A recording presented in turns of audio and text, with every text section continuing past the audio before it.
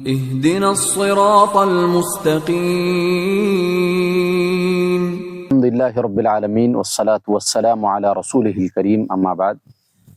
شیخ، سوال یہ ہے کہ بہت سے لوگوں کے سر کے بال جو ہے جھڑ جاتے ہیں، تو وہ لوگ جو ہے وہاں پر بال اگانے کے لیے اس کا علاج کرتے ہیں اور وہاں پر بال اگائے جاتے ہیں، تو اس طرح سے جو ہے بال وہاں پر اگانا سر پر، یہ جائز ہے کیا ہے اس کو؟ بسم اللہ الرحمن الرحیم، الحمدللہ رب العالمین والصلاة والسلام علی رسولہ الکریم، اما بعد۔ محترم ناظرین، اللہ تبارک و تعالی اپنے بندوں کو کئی چیزوں میں آزماتا ہے، صحت دے کر بھی آزماتا ہے، صحت چھین کر بھی آزماتا ہے، خوبصورتی دے کر بھی آزماتا ہے، خوبصورتی لے کر بھی آزماتا ہے۔ تو یہ اللہ تعالیٰ کی ایک آزمائش ہے۔ تو انہی آزمائشوں میں سے ایک ہے بالوں کے جڑ سے اکھڑ جانا، جس کو ہم ہوتے ہیں گنجا ہونا۔ انسان کا گنجا ہونا یہ بھی ایک طرح کا عیب ہے یا ایک طرح کی بیماری ہے۔ اس حوالے سے کئی علماء کا فتویٰ، جیسے کہ شیخ نے سوال میں پوچھا کہ اس طرح کا بالوں کا پلانٹ کرنا، یعنی اس کی کھیتی کرنا یا اس کو اگانا، یہ جائز ہے؟ تو کئی علماء کا اس بارے میں بالکل واضح فتویٰ ہے، جیسے شیخ بن باز وغیرہ رحمۃ اللہ علیہ، کہ یہ جائز ہے۔ لیکن علامہ ابن العثیمین رحمۃ اللہ علیہ نے اس کو قدر تفصیل سے لکھا ہے، وضاحت کے ساتھ میں آپ کے سامنے رکھتا ہوں۔ یہ کیوں جائز ہے؟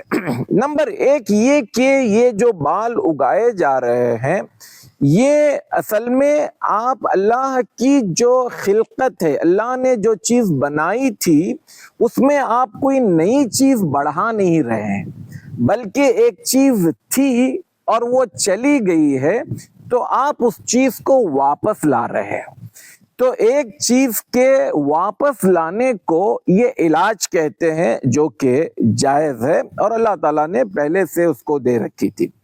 اور دوسری چیز، یہ ایک عیب ہے، اس عیب سے بعض لوگوں کو ہو سکتا ہے ایک کراہیت محسوس ہوتی ہو، یا خود اس بندے کو جہاں کہیں کسی محفل اور مجلس میں جاتا ہو تو لوگ چھیڑتے ہوں، مذاق کرتے ہوں، اور بعض کچھ ایسے بھی لوگ ہیں جو اس طرح سے ٹپو بھی مار دیتے ہیں، تو اس طرح سے وہ بندہ ایک طرح سے احساس کہتری میں مبتلا ہو جاتا ہے۔ جو چیز منع کی گئی وہ یہ کہ اللہ کی بنائی ہوئی چیز میں آپ تبدیلی نہیں لاؤ گے، تغییر خلق اللہ یہ نہیں ہوگا جس کو اسلام نے منع کیا ہے۔ اب شیخ ابن العثیمین رحمۃ اللہ علیہ اس پر ایک دلیل دیتے ہیں۔ دلیل یہ ہے، بہت معروف حدیث ہے، بخاری کی حدیث ہے، اللہ تبارک و تعالی نے ایک فرشتے کو انسانی شکل میں بھیجا 3 آدمیوں کو آزمانے کے لیے۔ ان میں سے ایک بندہ تھا اندھا، دوسرا بندہ تھا جس کو برس کی شکایت تھی، اور تیسرا بندہ تھا گنجا۔ اور ان تینوں کے پاس فرشتے نے جا کر، تفصیل کا یہ موقع نہیں ہے کہ ہم پوری حدیث بیان کریں، اختصار کے ساتھ میں بات رکھ رہا ہوں، اس پر کبھی ہم مستقل ویڈیو بھی بنا سکتے ہیں۔ اب یہاں پر تینوں کے پاس جب فرشتہ گیا تو اس سے پوچھا کہ بھئی تیرا پرابلم کیا ہے؟ اندھے نے کہا، یار میرے سامنے تو پوری دنیا اندھیرا ہی اندھیرا ہے، مجھے اس دنیا میں رہنے کا کوئی لطف ہی نہیں ہے۔ تو کہا کیا چاہیے؟ آنکھ چاہیے۔ تو فرشتے نے ہاتھ پھیرا تو اللہ تعالیٰ کے حکم سے اس کی بینائی واپس آ گئی، اور اس کو ڈھیر سارے اونٹ، گائے، بکری میں سے کوئی ایک چیز اس نے ڈیمانڈ کی تو اس کو بھر بھر کے دے دیا گیا۔